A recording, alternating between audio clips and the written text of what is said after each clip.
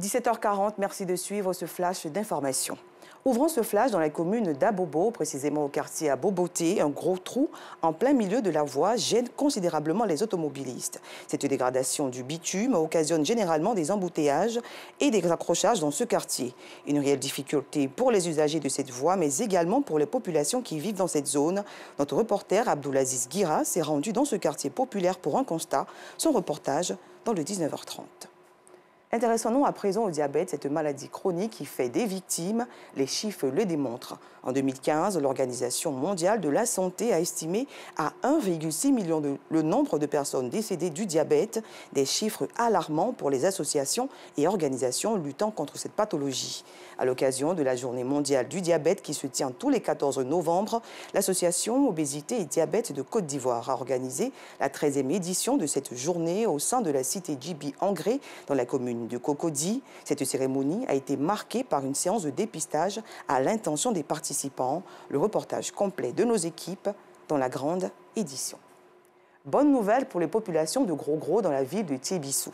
Après avoir reçu les clés d'un centre de santé le 20 mars dernier, les populations de cette localité bénéficient aujourd'hui d'une ambulance médicalisée. Ce don du ministre de la Santé s'est fait en présence des forces vives de la région, suivant ce reportage d'Anicette Conan-Blessing.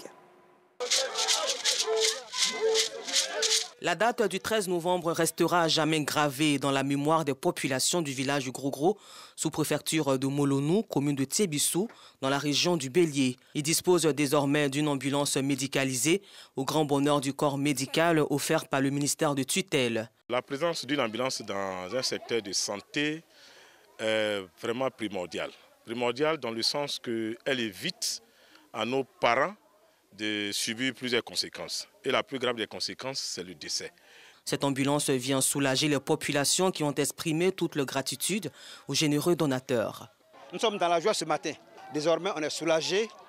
Devant tous les cas de figure, on pourra donc évacuer nos parents à Tiébissou. Les remerciements vont au président de la République, son Excellence Alassane Ouattara, dont la politique sociale s'exprime par la construction des infrastructures de base. Il faut d'abord rendre gloire à Dieu et remercier son Excellence le président Alassane Ouattara qui a compris que nos parents, certains sont dans la difficulté pour que ce village de Gros-Gros et ses environs aient cette ambulance pour évacuer nos frères, nos mamans, nos enfants malades vers la ville. Occasion toute trouvée pour le préfet de région d'inviter les populations à se rendre désormais à l'hôpital pour leurs besoins médicaux et surtout prendre soin de ce présent. Grâce au programme social du gouvernement ivoirien, les populations de Gros-Gros vivront désormais dans de meilleures conditions. Une page culture dans ce flash, la commune du Plateau a récemment abrité une cérémonie de distinction de personnalités des médias et acteurs culturels, initiée par les promoteurs du concert du groupe Zouglou, les patrons au Zénith de Paris. Cette cérémonie est un symbole de reconnaissance et d'encouragement à ces personnalités du monde, des médias et de la culture qui contribuent au quotidien à la promotion de la musique Zouglou depuis sa création dans les années 90. Un tour à l'international, le Royaume-Uni a annoncé aujourd'hui le retrait anticipé de ses militaires actuellement déployés au Mali. Ce retrait se justifie par le recours de la junte au pouvoir au groupe paramilitaire russe Wagner. Le contingent du Royaume-Uni quittera la mission de la paix de l'ONU plus tôt que prévu, a indiqué le secrétaire d'État aux forces armées devant la Chambre des communes. Les États-Unis disposaient à augmenter jusqu'à 10 millions de dollars, plus de 6 milliards de francs CFA, la récompense permettant de localiser 3 chefs des Chebab en Somalie. L'annonce a été faite aujourd'hui et rappelons que la Somalie est le théâtre d'une sanglante recrudescence d'attaques du groupe islamique radical ces dernières semaines.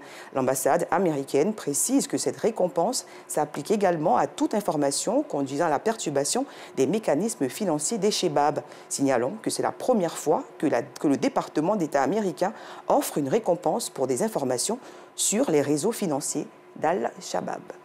Fin de ces flashs, je vous donne rendez-vous à 19h30.